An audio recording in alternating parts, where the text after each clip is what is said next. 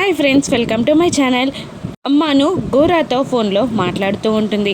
గోరా, ఇంకా పౌర్ణమి గడియలు మొదలు కానట్టున్నాయి, ఇంకా టైం ఉన్నట్టుంది పౌర్ణమి గడియలు మొదలవ్వడానికి అని మను అంటూ ఉండగా, గోరా అయ్యో పిచ్చి మనోహరి, మొదలు కాకపోవడం ఏంటి, ఆల్రెడీ పౌర్ణమి గడియలు మొదలైపోయాయి అని గోరా చెప్పేస్తాడు. దాంతో మను షాక్ అవుతుంది. మరోవైపు ఆరుని గుప్తా గారు పైకి తీసుకెళ్లడానికి మంత్రం చదువుతూ ఉండగా గుప్తా గారి దగ్గర నుండి ఆరు పారిపోయి ఇంట్లోకి వచ్చేస్తుంది. ఇక మను టెన్షన్ పడుతూ బెడ్ పైన కూర్చొని ఉంటుంది. ఇక మెల్లిగా అంజు డోర్ తీసుకొని మను దగ్గరికి వచ్చి ఆరులా మను అని పిలుస్తుంది. ఇక అంజుని చూసి అంజులో ఆరు ప్రవేశించిందేమో అని టెన్షన్ పడుతూ ఉంటుంది మను. ఆ తర్వాత అమ్ముని చూసి కూడా మనోహరి అలాగే టెన్షన్ పడుతూ ఉంటుంది.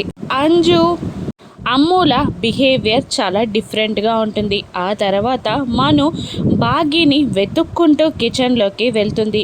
బాగీ కూడా వెజిటేబుల్స్ కట్ చేస్తూ కోపంగా నిలబడి ఉంటుంది. ఇక మను వెనకాల నుండి బాగీని ఆరు అని పిలుస్తుంది. ఇక కోపంగా బాగీ వెనక్కి తిరిగి మనుని మింగేసేటట్టు కోపంగా చూస్తూ ఉంటుంది.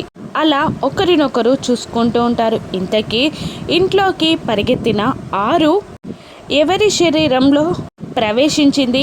అంజునా, అమ్మునా, బాగీనా, లేదంటే ఇంకెవరి శరీరంలోనైనా ప్రవేశించి మనోహరి ఆట కట్టించనుందా?